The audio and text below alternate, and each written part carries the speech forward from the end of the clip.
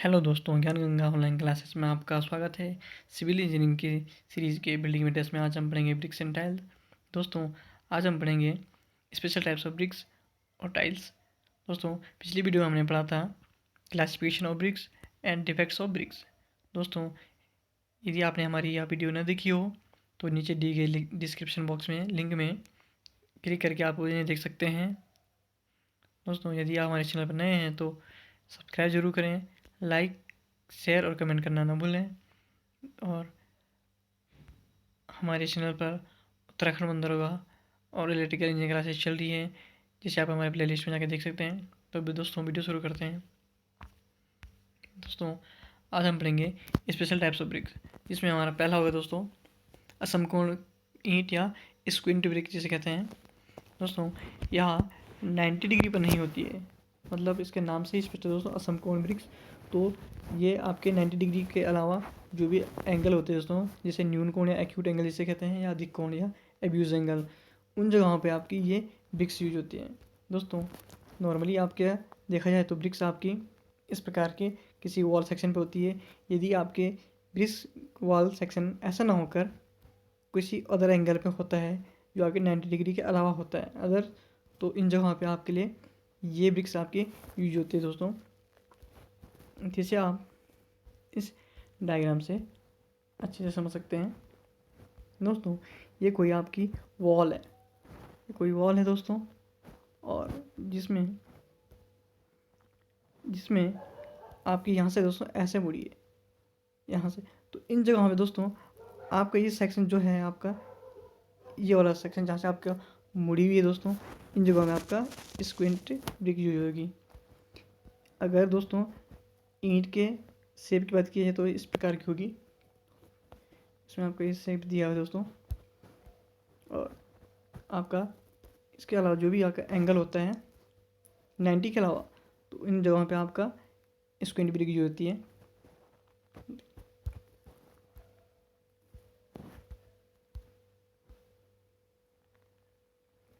दोस्तों, आगे बढ़ते हैं। हमारी दूसरी ब्रिक है दोस्तों पेविंग ब्रिक्स, जिसे कहेंगे कुटिम ईंट। दोस्तों, इनका यूज़ आपका फुटपाथ, साइकिल ट्रैक और कोई अदर पेमेंट में यूज होता है, जहाँ पे आपकी कोई भी आपके जहाँ पे आपके चलते फिरते हैं उन जगहों पे आपके देखा होगा दोस्तों, कहीं भी आपकी ईंट भी बिछाई हुई रहती है, उन्हें आपका पेविंग ब्रिक्स कहते हैं। नॉर्मली आपका फुटपाथ या साइकिल ट्रैक में ही देखने को मिलती है। इनकी क्रशिंग स्ट्रेंथ की बात की जाए तो 40 न्यूटन पर mm² या 400 kg पर सेंटीमीटर स्क्वायर होता है। वाटर ऑब्जर्वेशन की बात की जाए तो इनमें 5% से ज़्यादा वाटर ऑब्जर्वेशन नहीं होना चाहिए। ये आपकी दो साइज़ में आती है दोस्तों, जिनका साइज़ 190/95 है, जो कि में है। 190/95/40 दो साइज़ की दोस्तों ये आपकी। तो दोस्तों, इन के माध्यम से आप देख सकते हैं दोस्तों, ये आपके ब्रिक के डायग्राम है। कहीं दोस्तों आपने देखा होगा कोई अलग अलग डिजाइन बनी जाती है आपके किसी भी पेमेंट में आपने देखी हुई। नेक्स्ट है दोस्तों आपका राउंड ब्रिक्स। इनका यूज़ कहाँ दोस्तों, कोई आपका सर्कुलर पिलर्स हैं, तो इन जगह जहाँ पर गोल सेक्शन होता है उन जगहों को इन गोल पिलर बनाने के लिए इन राउंड ब्रिक्स का यूज होता है। दोस्तों, राउंड ब्रिक्स में अभी इस डायग्राम से देख सकते हैं, ऐसा वाला कोई भी आपका सेक्शन इस प्रकार होगा दोस्तों, तो आप राउंड ब्रिक का यूज़ करोगे। नेक्स्ट हमारा आता है दोस्तों होलो ब्रिक्स, या जिसे खोखली ईंट कहते हैं। इनका यूज़ आपका पार्टीशन वॉल में, जो आपकी विभाजक दीवार जिसे कहते हैं, उसमें यूज होता है। ये आपके दोस्तों अच्छा थर्मल इंसुलेटर होता है, मतलब ये आपके थर्मल इंसुलेटर का काम भी करते हैं, क्योंकि दोस्तों इसमें आपके बिल्कुल ब्रिक में बीच में होल होते हैं जो आपके इंसुलेटर का वर्क करता है। इनकी सेल की थिकनेस की बात की जाए तो नॉट शुड बी 11 मिनिमम, से ज़्यादा नहीं होनी चाहिए से। और ऐप की बात की जाए तो 8 से। और यदि इनके होल ब्रिक्स में खोखले जो भाग होता है दोस्तों, वो कुल एरिया के 50% से अधिक नहीं होना चाहिए। तो दोस्तों, अब हम बात समझते हैं इसको डायग्राम से। तो ये दोस्तों आपका होलो ब्रिक्स का सेक्शन है। दोस्तों, तो तक हमने पढ़ा इसमें जो दोस्तों दिख पा रहा है आपको, ये वाले ये वाला सेक्शन दोस्तों होलो पार्ट्स दोस्तों ये वाला होगा। और साथ ही साथ हमें भी सेल की बात कीजिए तो बाहरी खोल तो दोस्तों, बाहरी खोल की बात कीजिए तो जो ये वाले हैं दोस्तों, ये आपके 11 mm से कम नहीं होना चाहिए। और वेब की बात कीजिए दोस्तों, वेब की बात कीजिए तो आपके जो बीच में दोस्तों, ये आप इस हम देख सकते हैं जो बीच में दिख रहा है, ये आपका वेव होता है। वेव ये आपका 8 mm से कम नहीं होनी चाहिए, इनकी ये थिकनेस है दोस्तों आपका।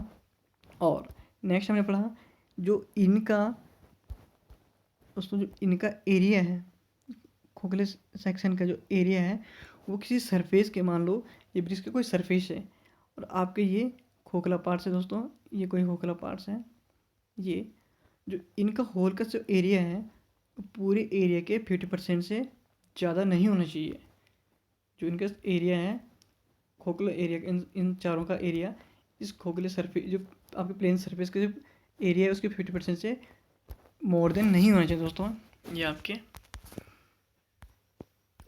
होलो ब्रिक्स का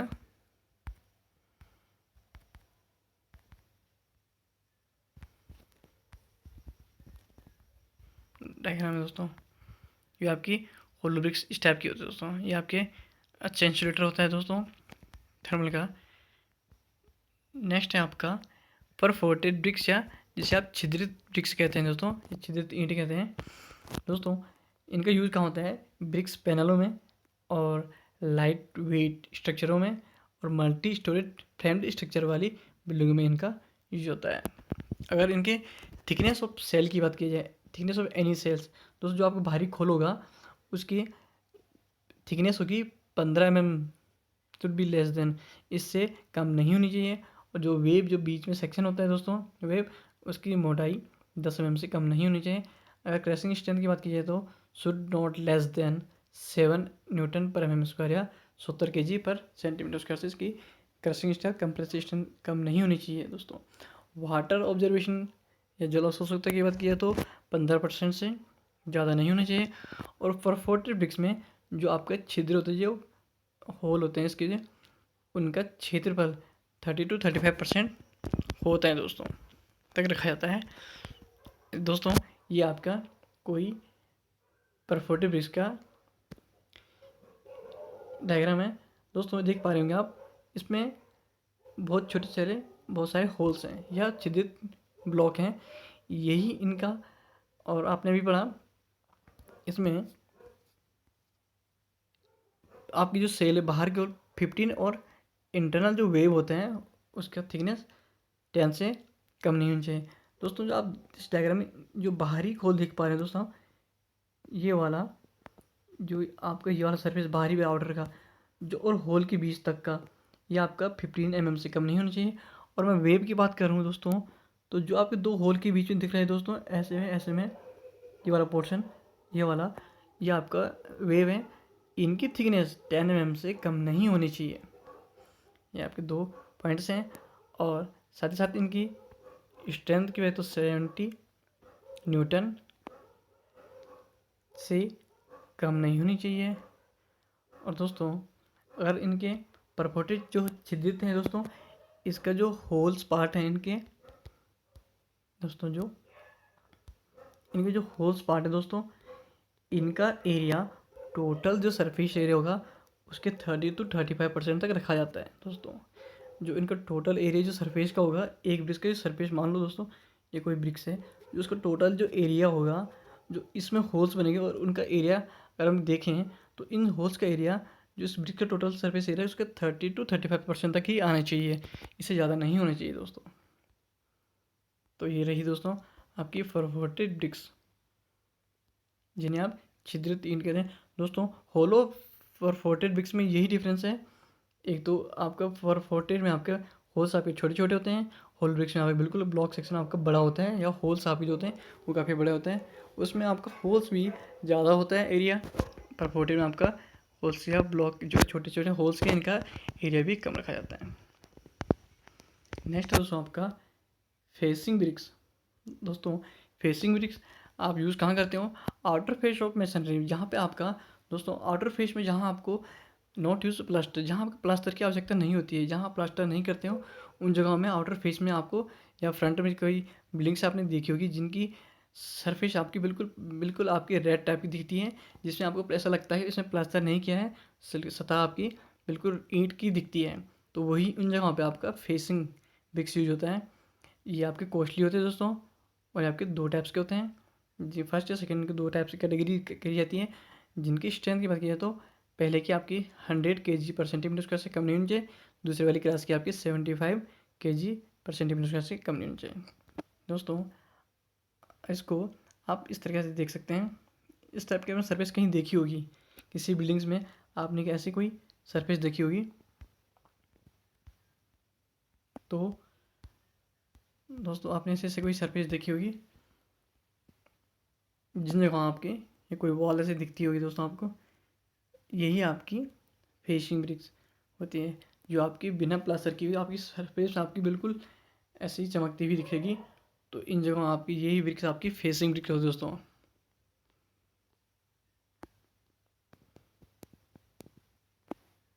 नेक्स्ट दोस्तों आपका फ्लाई एस ब्रिक या क्ले फ्लाई एस ब्रिक कहते हैं। तो दोस्तों ये फ्लाइस क्या होते हैं दोस्तों, इसके एक राख होती है जो कि हमें बर्निंग कोल से, जो हमारे कोयले होते हैं उसके बर्निंग से प्राप्त होती है, जो इंडस्ट्रीज या पावर प्लांट्स के वेस्ट मटेरियल में आती है दोस्तों।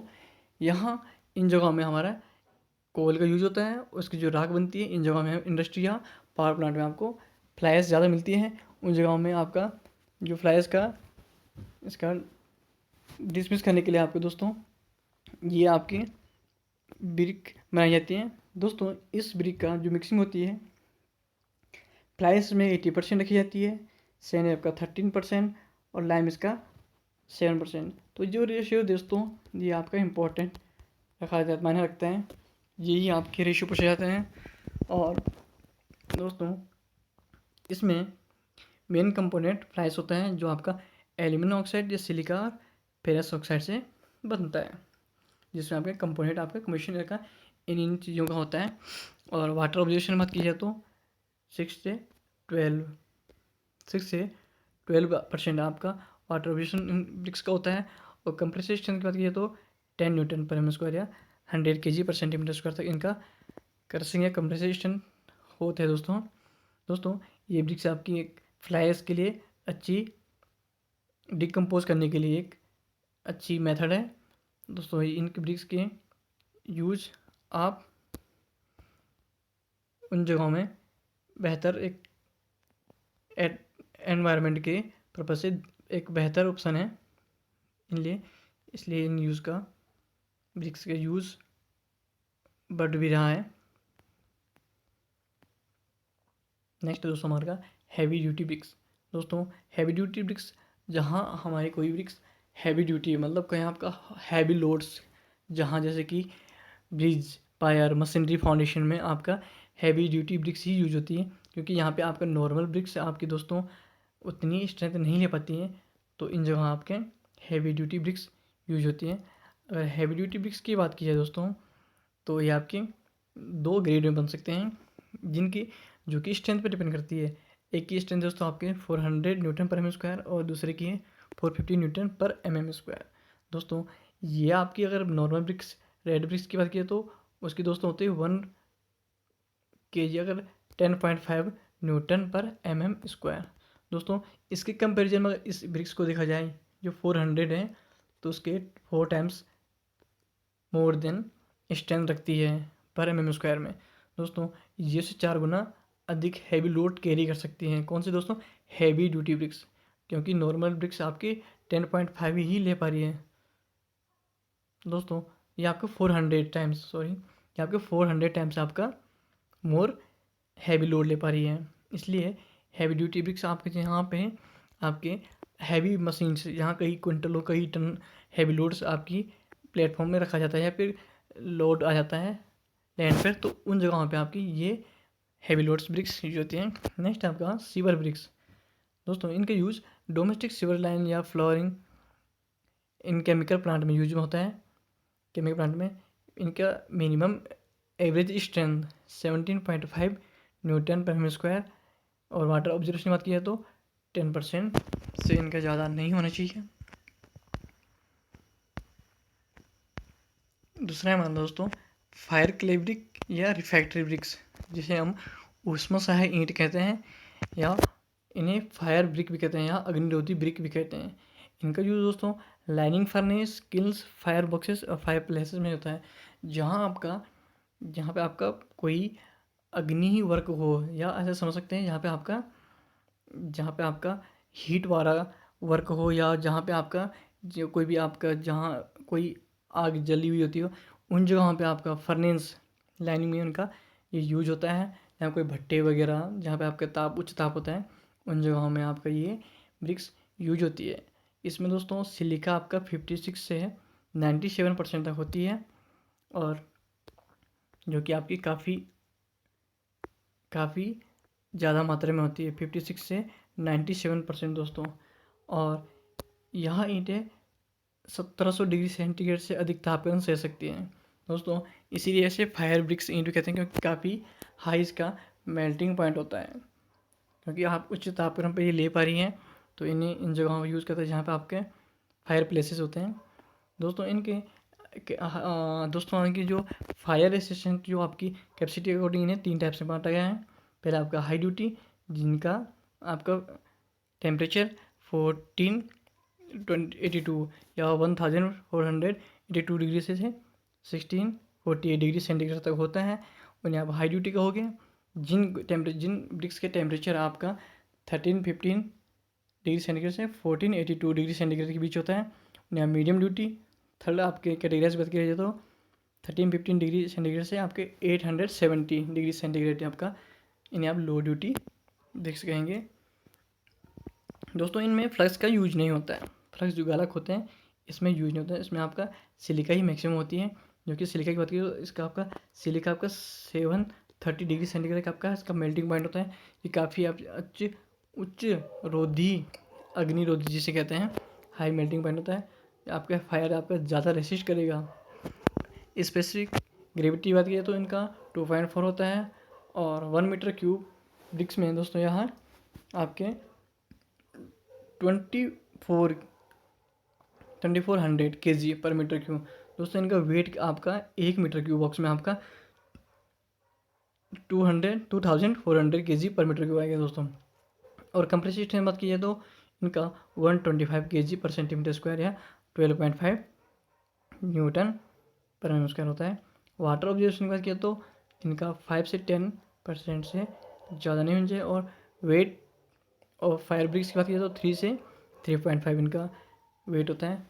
और दोस्तों इस ब्रिक्स में यही समझने वाली बात होती है कि ये नॉर्मल ब्रिक्स से आपके कितना कंपेरिजन हो सकता है। यहाँ पे इसकी स्पेसिफिक ग्रेविटी भी आपकी काफ़ी है, जो कि नॉर्मल आपकी 1.7 से आपकी 2 तक होती है, और इसकी आपकी 2.4 है। और इसका 1 मीटर क्यूब बॉक्स में जो हमने ब्रिक्स में आपकी जो नॉर्मल ब्रिक्स में रहती है दोस्तों, उसमें हमारा वेट आ रहा था 1800 kg पर मीटर क्यूब। और इसकी बात की जाए तो फायर ब्रिक की आपके 2400, मतलब ये 1800 और 2400 kg पर मीटर क्यूब। और इसका वाटर ऑब्जर्वेशन भी आपके दोस्तों कम है, और इसका वेट भी आपका काफ़ी हैवी है दोस्तों। ये आपके 3 टाइप्स के होते हैं, एसिड या अम्लीय ब्रिक्स जिसे कहते हैं, इसमें आपके फायर ब्रिक्स, सिलिका ब्रिक्स और गैनिस्टर ब्रिक आएंगी। और बेसिक क्षारीय ब्रिक्स में आपके मैग्नेसाइट ब्रिक्स, डोलोमाइट और बॉक्साइट ब्रिक्स आएंगे।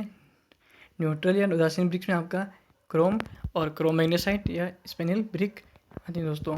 तो ये थे दोस्तों आपका फायर क्ले ब्रिक या रिफैक्टरी जिसे ब्रिक कहते हैं दोस्तों। यहाँ काफ़ी इंपॉर्टेंस इन ब्रिक्स में हम कह सकते हैं, जैसे मैक्सिमम क्वेश्चन बनते हैं, जो कि पहला तो वही है इसमें आपके सिलिका की मात्रा, इसका टेम्परेचर, इसकी specific gravity, compressive strength, water observation और इसका वेट, और इसके आपका रिफ्रैक्टिव के टाइप्स। दोस्तों ये कोई आपका डायग्राम है रिफ्रैक्टिव ब्रिक्स का।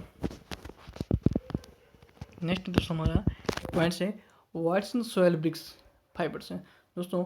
आपको जो वाइट्स होते हैं सॉयल में, ये ब्रिक्स के जो सॉयल होते हैं उसमें आपके वाइट्स 5% से ज़्यादा नहीं होने चाहिए दोस्तों, क्योंकि आपके अगर ब्रिक्स में वाइट्स ज़्यादा रहेंगे तो उसका वाटर ऑब्जर्वेशन बढ़ेगा, वाटर ऑब्जर्वेशन बढ़ेगा तो उसकी स्ट्रेंथ घट जाएगी।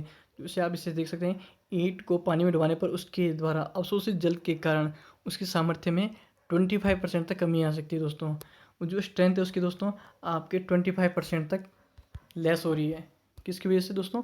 आपके सिर्फ आपके मोर देन वर्ड्स की वजह से, जिसमें कारण आपका वाटर ऑब्जर्व हो जाएगा, उसकी स्ट्रेंथ घट जाएगी दोस्तों। नेक्स्ट आपका average crushing strength hand mould bricks, जो औसत स्ट्रेंथ है दोस्तों हैंड मोल्ड ब्रिक्स की, उनकी होती है 5.5 न्यूटन पर एम स्क्वायर, और average tensile strength of hand mould bricks की 2 न्यूटन पर एम स्क्वायर, और average shear strength of hand mould bricks की 6 न्यूटन पर एम स्क्वायर होती है दोस्तों ये आपके एवरेज ही है हैंड मोल्ड ब्रिक्स की, ये आपके हैंड मोल्ड ब्रिक्स के एवरेज क्रशिंग टेंसाइल और शेयर स्ट्रेंथ दोस्तों नेक्स्ट हमारा टॉपिक है टाइल्स। दोस्तों टाइल्स आपने देखे होगा आपके घरों में सभी ने, जो भी आपके फ्लोर वगैरह में लगी होती है टाइल्स आपके परिचित हैं। इनकी थिकनेस की बात है तो दोस्तों ये आपके 2 से 3 सेंटीमीटर तक थिकनेस में होती है, 2 से 3 सेंटीमीटर मोटाई तक होती है।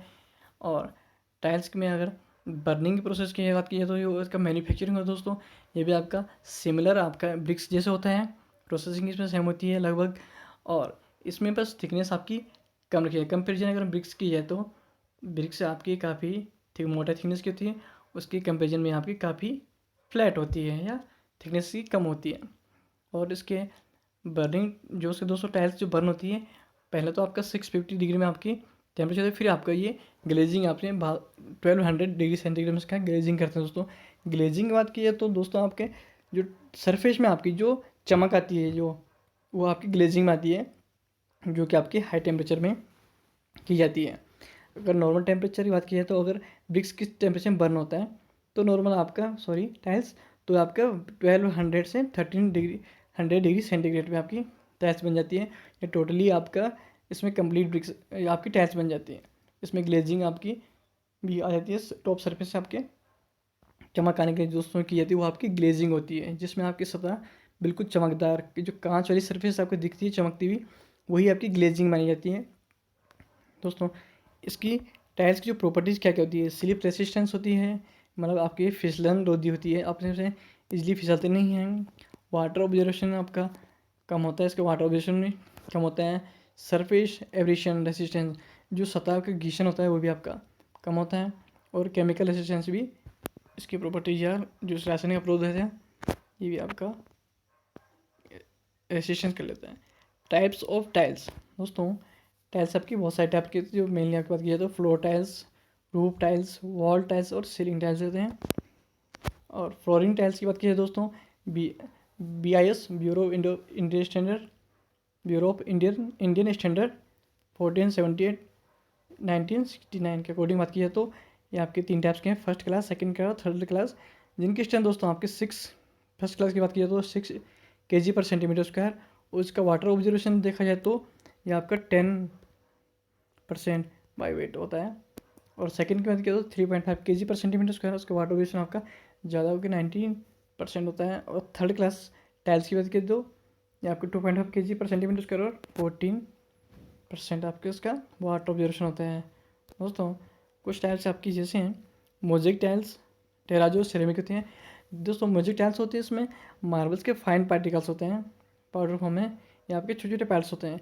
टेराजो में आपके मार्बल्स के आपके पीस टाइप के जो 3 से 6 सेंटीमीटर थिकनेस के या आपके बड़े पीस होते हैं। और सिरेमिक टाइल्स की बात की जाए तो आपके हाई फायर क्ले से बनती है, जिन्हें आप दोस्तों इस डायग्राम से देख सकते हैं। ये आपका कोई मोज़ेक टाइल्स हैं दोस्तों, ये आपका मोज़ेक ही है, और ये आपका कोई टेराजो है दोस्तों। टेराजो में आपका टुकड़े ज़्यादा बड़े होंगे, पीस आपके साइज़ बड़े होंगे। टेराजो में आपके टुकड़े यूज होते हैं, मोज़ेक में आपका थोड़ा फाइन पार्ट्स होते हैं दोस्तों। ये आपके कोई सिरेमिक टाइल्स हैं जो कि आपकी ऐसे सरफेस दिखती है